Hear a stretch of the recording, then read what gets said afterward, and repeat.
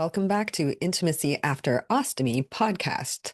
I'm your host, Trina Ricketts, the Intimate Ostomate, and today I'm going to be talking about how you can have an entire hour of incredible sex without penetration and leave completely satisfied. And it sounds pretty exciting, right? But I'm going to walk you right through an entire scheduled hour of what you can do minute by minute to enjoy an amazing physical experience with your partner and or lover. Sounds like you've got two of them.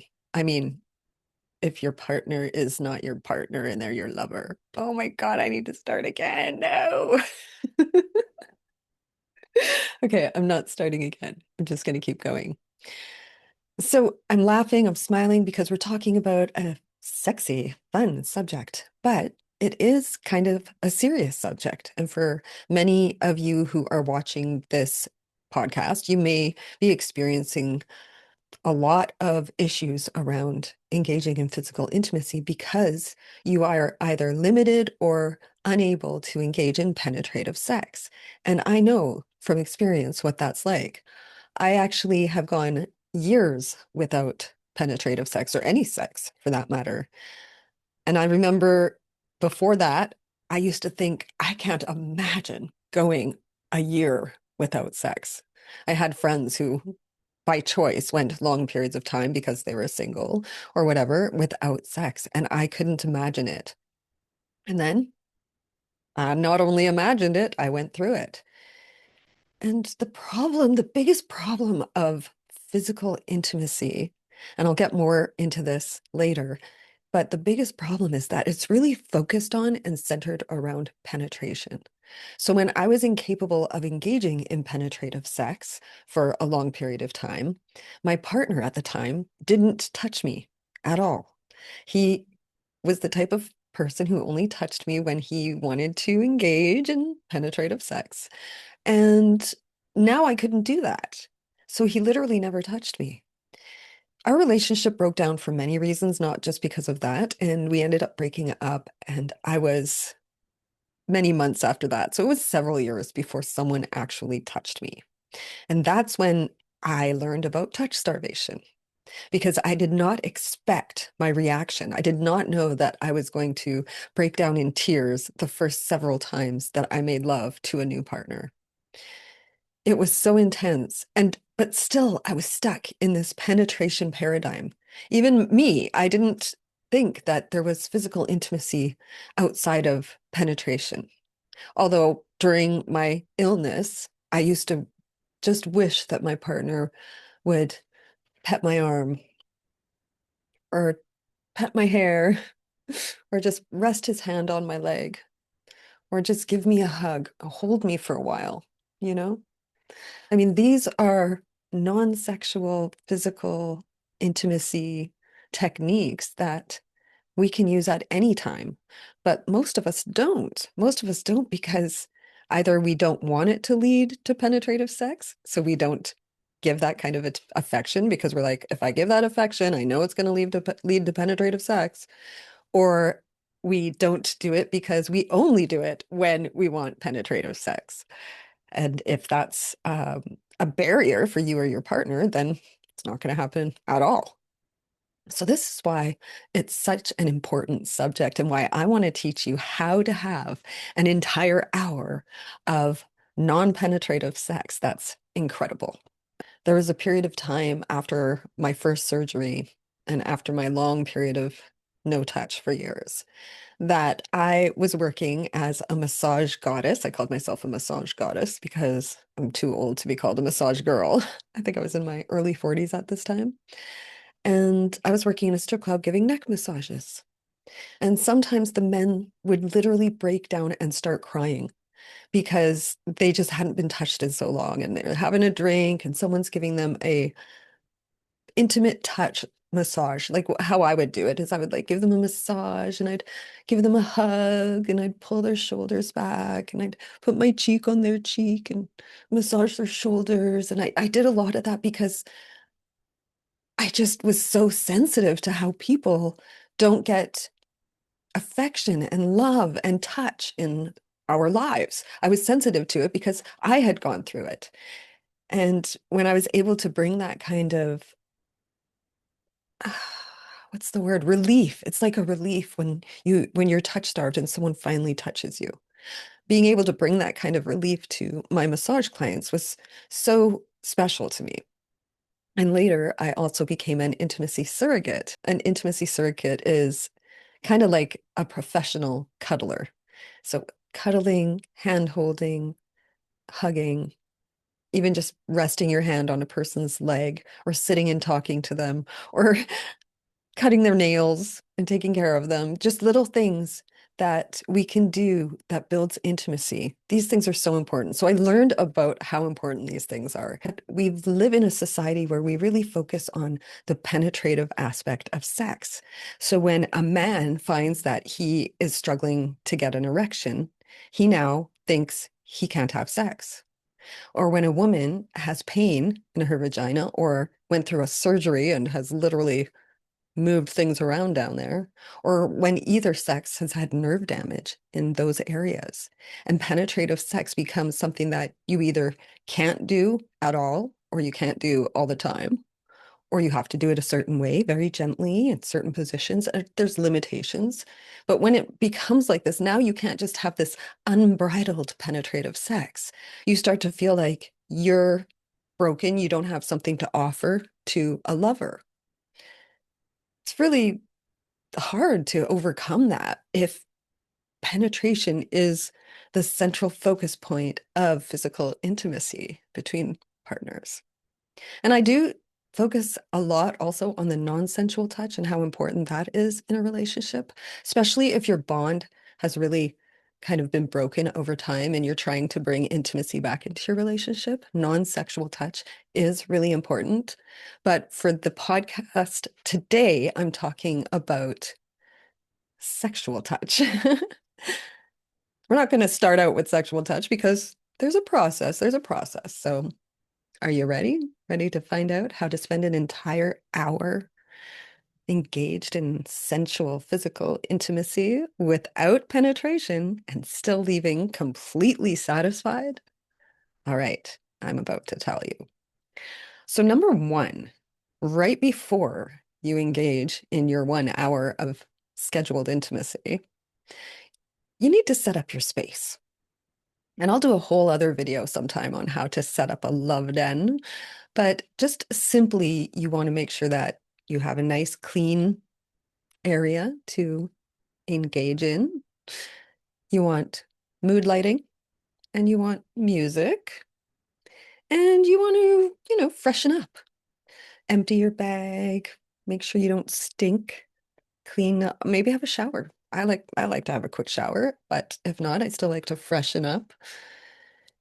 And your partner as well. Brush your teeth, maybe do some mouthwash, get all cleaned up. And so now you have this nice space and you're all hygienic and you're ready to engage. This is the beginning of your whole 1 hour. So that what you just did took about 10 minutes. And that's your getting ready stage. And now we're going to jump into the hour. So number one, at the very beginning, you want to do a naked hug. So yes, you're starting out with your clothes off. And some people maybe think this is jumping the gun too much, but skin to skin contact is so healing and so important for us, not just for our health, but also for bonding with our partner. And when you're in the naked hug embrace, your bodies are close enough together that you're not feeling insecure about what you look like. Right? When you first get naked, usually you get a little self-conscious about how you look, especially if you have a bag or you're wearing like a belt to cover a belly band or a belt to cover your bag, or for whatever reason. You don't even have to have an ostomy to have insecurities about your body. So engaging in this naked hug kind of take all of that stuff away, get your mind off of it. You're too close to each other to be worrying about that. And during the naked hug, which I want you to do for 10 full minutes, I want you to talk about something meaningful. Say something like, I noticed the other day that you seemed a little down after you came home from work. Did something happen that you feel like talking about? Maybe they don't want to talk about it. Maybe they're like, no, not right now, really. Or, no, I wasn't upset at all. Or I can't remember. Maybe. But just start to ask questions to show that you care and that you're noticing what they're going through in their lives. Or maybe you want to plan a holiday soon together. So you get into your naked embrace and you say, wouldn't it be so nice if we were naked hugging like this on a beach in Mexico? You know, talk about dreams, talk about things that matter. Don't talk about the weather. Don't talk about what you're going to make for dinner. That's the stuff that gets in the way of intimacy. We're trying to draw intimacy. So talk about something amazing and beautiful. If you're the kind of person who really doesn't like to talk when you're engaging in physical intimacy, I want you to just push yourself a little bit at this point, maybe even just to say words of love and appreciation. Like, it feels so good to have you in my arms, or I've missed this so much. Just little words of affirmation can go a really long way, even if you're not really into having an actual conversation about something while you're naked with your partner. So that's the first 10 minutes. The next 10 minutes, or I should say the next 20 minutes, but we're going to split it up. 10 minutes for one of you and 10 minutes for the other. You're going to give each other back massages. And if you want to rub your breasts on your man, or if you want to do scalp massaging or press your body against each other in some way.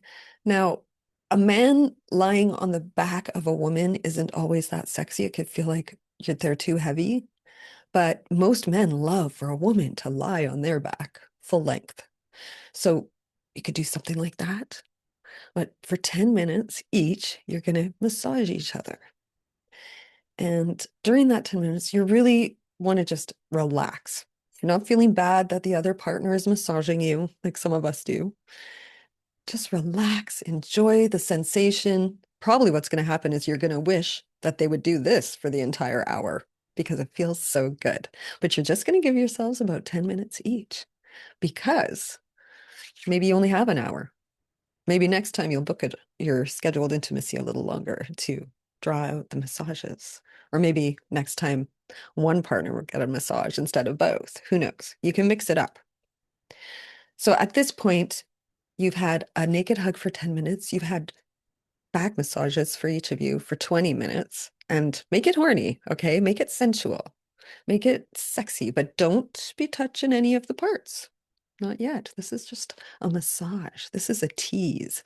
Get real close to parts, but make sure you tease first. Now, we're going to get into the naughtier stuff. So this really is individual and depends on you. Are you capable of achieving orgasm with the help of your partner or on your own without penetration? Some men who struggle with erectile dysfunction may believe that they cannot have an orgasm with a soft penis, but you can. Most men can. But that would be something you would need to experiment with. If you've been through some kind of surgery or uh, treatment, like radiation or chemo, these things can, especially radiation, impact your nerves. And so you may not be able to achieve orgasm. But if you're unable to get an erection, you might still be able to achieve an orgasm. So see if you can. And women, if you can't have penetration of a penis, can you have penetration of fingers? Can you achieve a clitoral orgasm? Are you able to experience that kind of pleasure with a partner, or is it better for you to do it yourself? And would you be willing to do it with your partner watching? So for this 20 minutes, you're going to pleasure yourselves and each other with no pressure of penetration because we're not doing penetration today. We're going to do a whole hour of erotic fun. During this 20 minutes, there could be some oral pleasure going on if that's something that you can do and that you can engage in under the circumstances. So we're going to, nipple play. Like, I don't want to get too explicit because this isn't a sex lesson, but you know what to do. You know what you do. Become like a teenager and experiment a little and find some pleasure points for each other. Now, the goal is not to have an orgasm. If you do, if you can, that's great. I think that's amazing. If you can't, I don't know about you, but just the feeling of being touched and especially sensually touched is so pleasurable and so erotic and so enjoyable that I don't need an orgasm to still feel very deeply satisfied after an experience like that. And I don't think that it matters for you either. Orgasm isn't the goal. The goal is all the other fun stuff. Just like penetration isn't the goal. The goal is all the other fun stuff. Now, orgasm, of course, it's fun. It's great. We all want to have an orgasm if we can, but it doesn't mean that the entire experience was a failure if we're unable to have an orgasm. So you'll have situations where a man just doesn't feel that he'll be able to climax during physical intimacy with his partner, but he still wants to engage in physical intimacy. He still wants to give his partner pleasure. So let him. Let him. Don't feel that just because you can't pleasure him back, that you shouldn't engage and you shouldn't allow him to give you pleasure. Now, though, if you're avoiding it because you don't like it how he does it, then that's another story. That's something that you're going to have to work on together by teaching each other again, all over again, if this has been a long-term relationship, but what you like now, because our likes do change over time. Our bodies change and our likes change. And women, we like it exciting. We like to mix it up. So sometimes we just need to tell our partner that. And I'll do a whole other video on restoring our own libido and our own sex drive and our own desire for intimacy. But just in this case, I want you to allow your partner and yourself to enjoy naughty, erotic physical intimacy without penetration and without pressure of orgasm either. Okay, so this is about 20 minutes. Now, 20 minutes, you're like, we've both been satiated, maybe, or perhaps it's become obvious that one or both of you aren't going to climax during this physical intimacy engagement or session. That's when you say, oh my gosh, this has been so amazing. The last 10 minutes is your wind down. It's your reconnection mentally after you've been in your body for several minutes, hopefully about 40 minutes. And now you're coming back into your mental space and you're reconnecting mentally. And you can do this cuddling if you're cuddlers, if that's how you like to do it. Sometimes I don't like to cuddle. I like to sit up and just pet my lover while we talk for the last 10 minutes. It's really what is most comfortable for you and how you're feeling in that moment. But make sure you spend the last 10 minutes just bonding and connecting. And the goal, the number one goal of this entire experience, it wasn't orgasm, it wasn't penetration, but the goal is to walk away smiling. The goal is to want to do it again because you walked away smiling and you feel more bonded with your partner. You're not touch starved because you're getting some intimacy and some touch that you need. The hormones that get released in your body when you engage in sensual erotic touch is good for your health, your mental health, your physical health, and your spiritual health. But most of all, it builds that bond with your partner, which is what we really need in this life. We need our connections with the people that we love. We need to feel connected to them and we need to feel like they care about us. And building that bond is what we really want to do. It's more important than orgasms or penetration. It is the essence of existence, is to have those bonds. And that's why I really feel sorry for the people who are incapable of engaging in physical intimacy that doesn't include penetrative sex, because those people are often so guarded emotionally that they're unable to let their guard down enough to have these incredible physically intimate experiences that I want you to have by trying this whole process that I've just taught to you. So, to summarize it and give you a practical step to start right now, I would suggest you go to my website and you download my partner guide and my intimacy menu. The partner guide is for your partner to understand what's happening with your body if you have an ostomy. And the intimacy menu is for you and your partner to fill out together and talk about intimacy, what you like, what you don't like, how much you like it or how much you don't like it, and and just talk it out with a framework right in front of you. You can fill it out and refer back to it if you want to, or you can use it just as a discussion. And it's a great way to start the conversation about reintroducing intimacy into your relationship if it's been gone for a while. So after you print the partner guide and the intimacy menu and give them to your partner, schedule a 1 hour intimacy session and pick a time of day when you have some energy. You're not going to be too exhausted and be like, you know what, forget it. I'm too tired. So early in the day, if that's the time of day that is best for you, like me, that's my best time of day. Morning, afternoon, evening, I'm like, "Ah, exhausted. Leave me alone." So pick a time of day that works for you and make sure there's no distractions. Make sure you can send the kids away for an hour and a half, or nobody's going to be home at that time.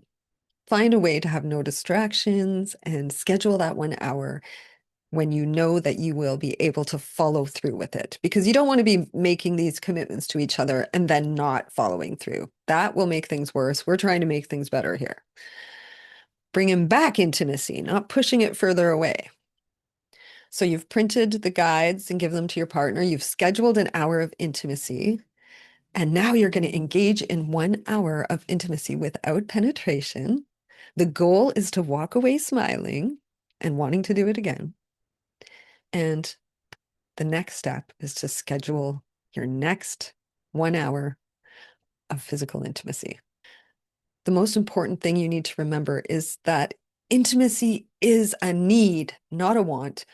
We need intimacy in our lives because we are wired for connection, and intimacy is the ultimate connection.